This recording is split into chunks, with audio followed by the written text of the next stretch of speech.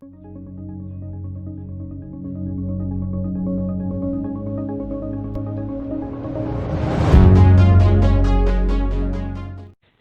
next slide adalah dari segi proses permohonan.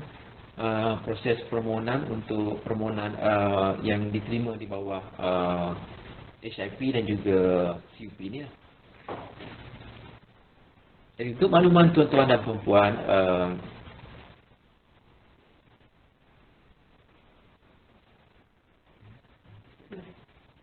kita ada menerima pertanyaan sama ada perolehan mesin boleh untuk bagi bawah skop peningkatan kapasiti. Ya, kita yang ini juga termasuk di bawah skop peningkatan kapasiti lah. Maksudnya sekiranya tuan-tuan atau syarikat pengantar cadangan, dia boleh dimasukkan di bawah skop peningkatan kapasiti pengeluaran. Kan seperti yang saya telah nyatakan tadi, peningkatan kapasiti pengeluaran meliputi aspek peningkatan keupayaan melalui perolehan mesin dan peralatan, termasuk kos pemasangan dan pengujian. Kita pernah terima permohonan daripada syarikat dan kebanyakan mesin ini diimport daripada luar negara bagi tujuan peningkatan kapasiti dan ia termasuk sekali dengan pentolehan. Okey, seterusnya tadi kita di proses permohonan. Okey, apa yang pertama sekali syarikat dan usahawan kena pastikan adalah syarikat dan usahawan ni adalah berdaftar ataupun adalah di bawah bimbingan agensi pembimbing mahfi, ya. Yang seperti yang saya nyatakan, sama ada dia boleh jadi Jabatan Pertanian, Jabatan Perkhidmatan Veteriner sekiranya berkaitan dengan ternakan ataupun MADI dan sebagainya. Jadi usahawan akan mendapatkan borang permohonan daripada jabatan dan agensi pembimbing ni, dan seterusnya apabila telah melengkapkan borang permohonan ini tadi dengan bantuan daripada agensi pembimbing tadi, syarikat atau usahawan akan menghantar permohonan kepada jabatan dan agensi pembimbing. Jadi selepas itu nanti jabatan dan agensi pembimbing ini nanti akan vet through lah permohonan tadi, sama ada permohonan telah lengkap ataupun dokumen-dokumen telah disertakan dan sebagainya. Jadi nanti jabatan dan agensi pembimbing ini akan membukakan permohonan ini ke bahagian industri makanan ataupun dulunya bahagian IT lah, industri asas tani. Di sini jabatan dan agensi pembimbing akan menyediakan ringkasan maklumat dan bahagian industri makanan akan membuat semakan lah sama ada syarikat atau usahawan ini pernah menerima bantuan tak sebelum ini. Dan sekiranya pernah, sekiranya belum, kita akan kembali kepada jabatan agensi pembimbing. Dan setelah itu nanti jabatan agensi pembimbing akan membukakan semua dokumen yang lengkap ni kepada bahagian IT.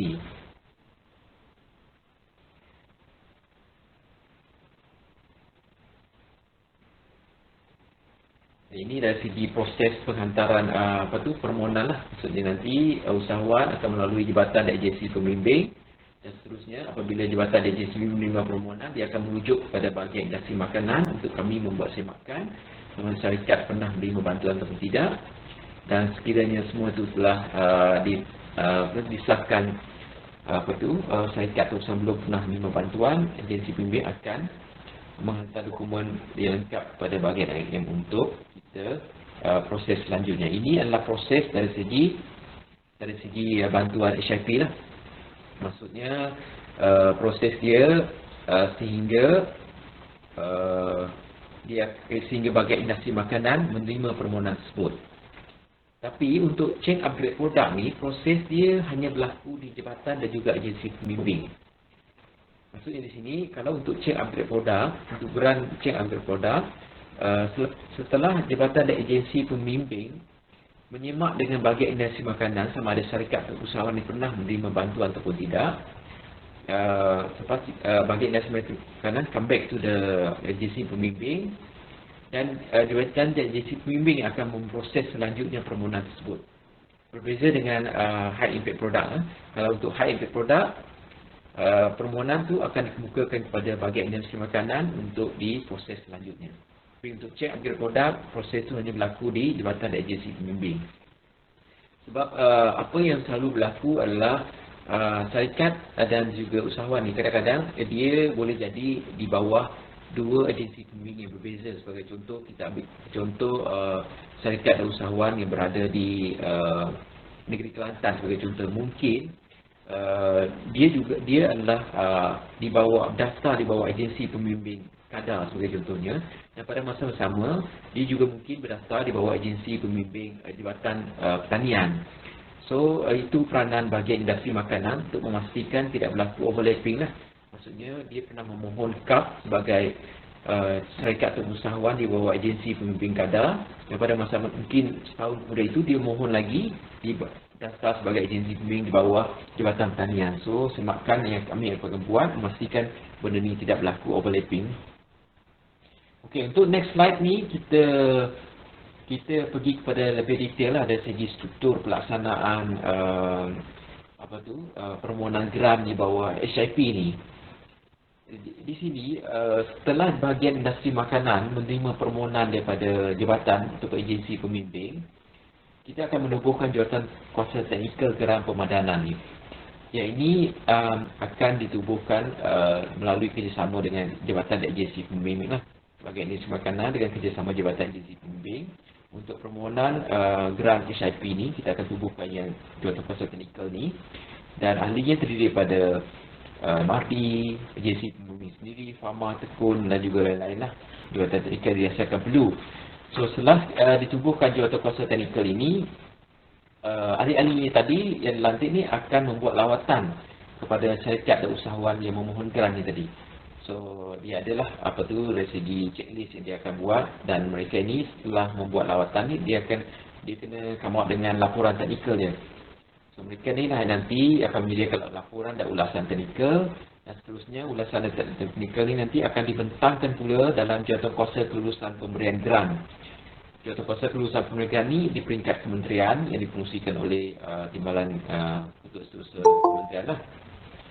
Dan ahli-ahlinya terdiri pada bahagian-bahagian di bawah kementerian, dan juga ada juga agensi luar seperti Tekun dan juga Agrobank. So mereka ni lah yang akhirnya akan memutuskan sama ada syarikat atau usahawan layak diberikan grant untuk high impact product ni, dan dari segi amount dan juga dari segi perolehan item-item yang dicadangkan untuk permohonan HIP ni. Untuk grant change upgrade product, permohonan tersebut tidak akan dibawa kepada jawatan kuasa kelulusan pemberian grant. Dia akan hanya diputuskan di peringkat jawatan kuasa teknikal saja di bawah jabatan dan agensi pembimbing. So dari segi change upgrade product, dia cuma sampai jawatan kuasa teknikal saja. Manakala untuk high impact product, dia akan perlu diputuskan di bawah jawatan kuasa kelulusan pemberian grant. Itu perbezaan saya. Dari segi perbezaan amount, dari segi perbezaan kadar matching tu, untuk change upgrade product tadi 70-30, untuk HIP 50-50. Namun dari segi change upgrade product ni maksimum yang grant yang kerajaan tawarkan adalah sebanyak 60,000, manakala untuk HIP 200,000. Okey, seterusnya kita pergi kepada TOR yang ni saya telah terangkan tadi. Maksudnya dari segi teknikal ni dia akan membuat penilaian teknikal ke atas permohonan terima. So mereka ni lah akan menyediakan ulasan dan laporan teknikal untuk dipertimbangkan oleh jawatan kuasa kelulusan pemberian grant. Jadi jawatan kelulusan pemberian grant ni dia akan membuat keputusan dan kadar bantuan yang akan diluluskan kepada usahawan.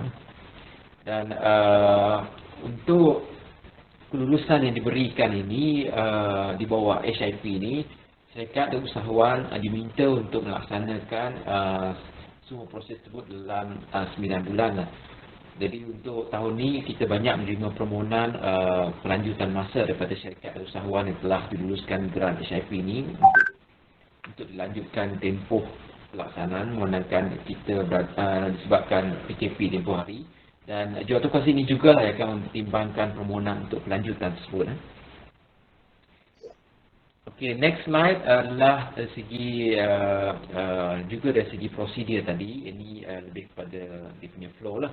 Maksudnya ini di peringkat jawatan kuasa teknikal grant padanan, setelah jabatan membentuk jawatan kuasa tersebut, jadi ahli itu tadi akan melawat premis dan menilai aspek teknikal permohonan. Kemudiannya jawatan kuasa teknikal tadi akan bersidang dan mengemukakan laporan kepada bahagian industri makanan, dan seterusnya bahagian industri makanan akan menyediakan ni lah mengatur mesyuarat untuk jawatankuasa kelulusan pemberian grant. Seperti pada slide yang berikutnya lah, jawatankuasa kelulusan pemberian grant.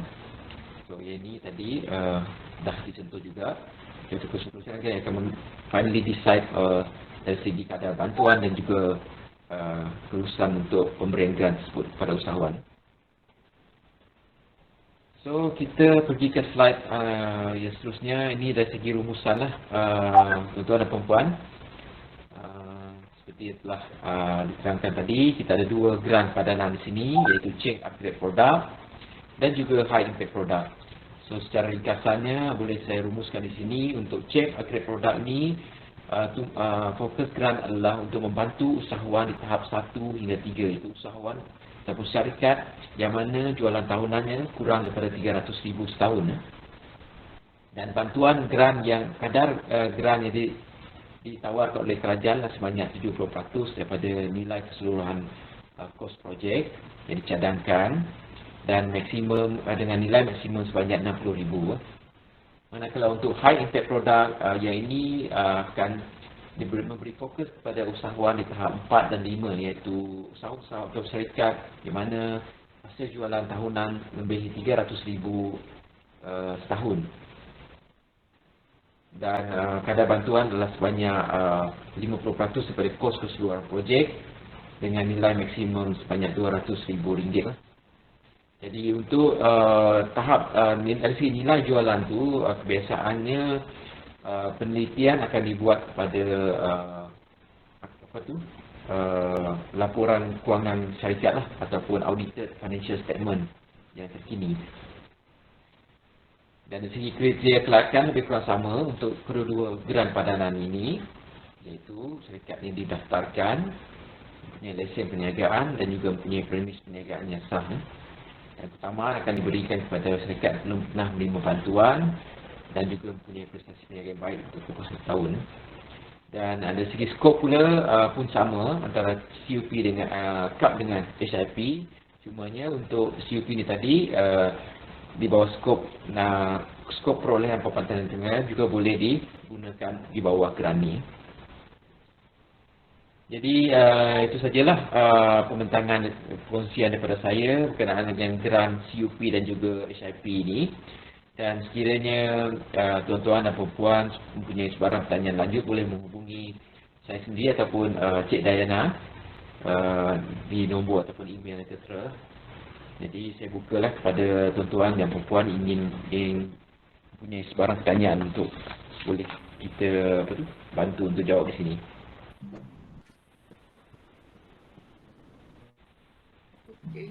Terima kasih Dr. Johnny.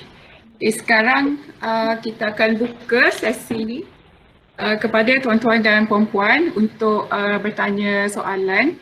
Jadi untuk yang ingin bertanya secara langsung, sila nyatakan nama dan soalan lah. Jadi sebelum kita mula, Dr. Johnny, daripada Encik Razif Razak. Encik Razif Razak kata, very good explanation, doktor. Jadi terima kasih kepada Dr. Johnny. Daripada Encik Zahin Ilman, Encik Zahin tanya, doktor, if untuk kegunaan beli mesin bawah skop peningkatan untuk kegunaan beli mesin bawah skop peningkatan kapasiti ke? Boleh Dr. Johnny jawab soalan tu? Okey, terima kasih Puan Kurnia. Yang ini memang di bawah skop peningkatan kapasiti, memang dibolehkan untuk perolehan mesin dan peralatan. Yang ini. Okey, jadi boleh ya? Boleh. Yeah. Okey. Dari dari Encik Rahman. Encik Rahman kata, Dr. Johnny, saya dalam proses permohonan HIP, lawatan sepatutnya hari ini 15 Oktober tetapi ditunda ke tarihan lain atas sebab tertentu. Sebab dah ada permohonan untuk OEM produk dengan syarikat lain. Jadi soalan dia, kebiasaannya berapa lama hari, maksud dia kelulusan akan diputuskan setelah lawatan tapak dilakukan. Jadi bermula dari serahan permohonan ke agensi bimbingan hingga kelulusan dan boleh start projek. Dia nak tahu timeline lah. Okey Puan, terima kasih kepada soalan tersebut. Ya, memang betul kita sebenarnya dah membuat perancangan untuk mengadakan lawatan teknikal kepada syarikat tersebut lah pada hari ini sepatutnya. Tapi disebabkan PKP dan arahan supaya lawatan tapak ni semua ditangguhkan terlebih dulu, jadi kita terpaksa mengatur tarikh yang kemudian lah, mungkin dalam bulan November nanti untuk kita mengadakan lawatan tersebut. Dari segi tempoh masa tu pula, seboleh mungkin kita akan memintalah ahli jurukuasa teknikal ni untuk menyediakan laporan tersebut dalam secepat mungkin, supaya apabila kita telah tetapkan tarikh untuk mesyuarat jurukuasa kelulusan grant tersebut, kita akan cuba slot in supaya permohonan syarikat usahawan ni dapat dimasukkan dalam untuk pertimbangan mesyuarat. Jadi kita belum tetapkan lagi mesyuarat kelulusan grant ni. Jadi biasanya kita akan live dengan Jabatan Agensi Pembimbing ni untuk memastikan laporan teknikal tersebut dapat disediakan bagi tujuan pembentangan dalam mesyuarat kelulusan grant. Dan untuk tahun ni kita mungkin akan adakan satu lagi mesyuarat lah untuk mempertimbangkan permohonan daripada syarikat dan usahawan. Okey, terima kasih Dr. Johnny untuk Encik Rahman tadi. Okey, ni ada soalan daripada Puan Syahidatu. Puan Syahidatu tanya, adakah bioekonomi dikira sebagai agensi pembimbing? Sebab tadi Dr. Johnny sebut Mardi, Pharma, tapi tak sebut bioekonomi. Jadi Puan Syahidatu tanya, adakah bioekonomi dikira sebagai agensi pembimbing? Okey. Sebab bioekonomi baru masuk kan? Baru masuk MAFI. Jadi untuk makluman semualah, program Grant Padanan ni merupakan salah satu program yang diluluskan di bawah projek Rancangan Malaysia ke-11. Jadi pada waktu projek ni diluluskan dulu, bioekonomi ni merupakan sebahagian daripada agensi di bawah Kementerian Pertanian. Pada waktu itu bioekonomi di bawah MOSTI ya. Jadi kita memang ada cadangan untuk memasukkan bioekonomi ini sebagai salah satu agensi pembimbing di bawah untuk tujuan program ni. Tapi untuk program di bawah rancangan Malaysia ke-12 nanti. Sebab kita kena pindah balik garis panduan tersebut dan baru kita boleh menjadikan bioekonomi sebagai agensi pembimbing. Jadi buat masa ni belum lagi, tapi in future yes lah. Terima kasih Dr. Johnny. Okey, ada lagi soalan daripada tuan-tuan dan puan-puan sekalian. Boleh tanya secara terus pun boleh, tak tapi kalau malu nak secara chat pun boleh. Tapi kalau secara terus pun tak ada masalah. Nyatakan nama dan tanya soalan. Silakan.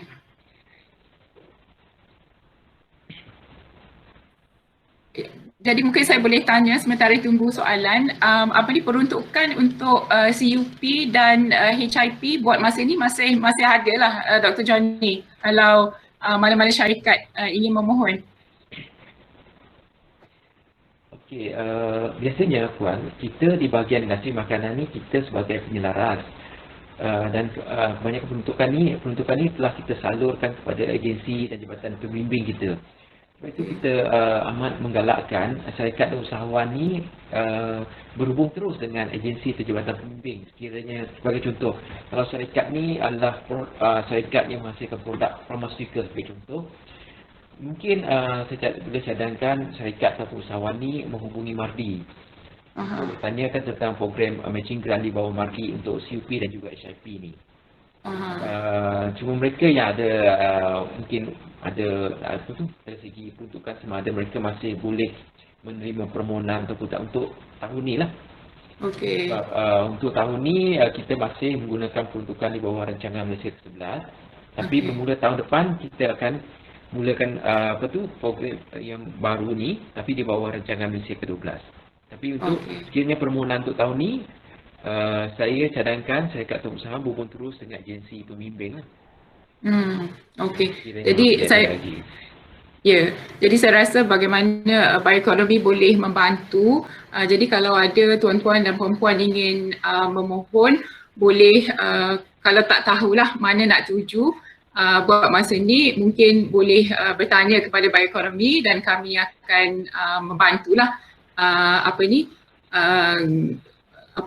memberi arah yang sepatutnya lah.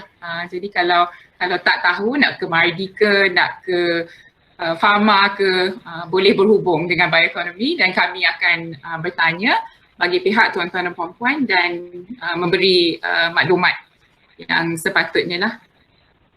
Okay, jadi ada lagi soalan dari tuan-tuan dan puan-puan sekalian? Ya, Dr. Johnny susah nak jumpa ni. Jadi kalau ada soalan, baik tanya sekarang.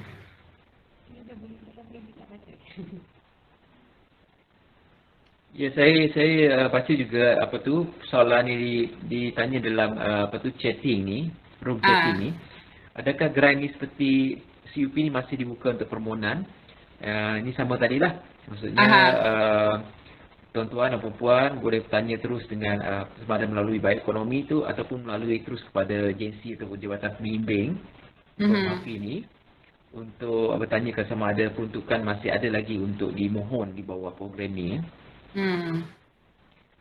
Dan apa peranan Bioeconomy Corporation, yakni dari segi untuk tujuan kita pada hari ini, Bioeconomy sebenarnya memberi peluang kepada syarikat diberi pendedahan tentang program yang ada di MAFI.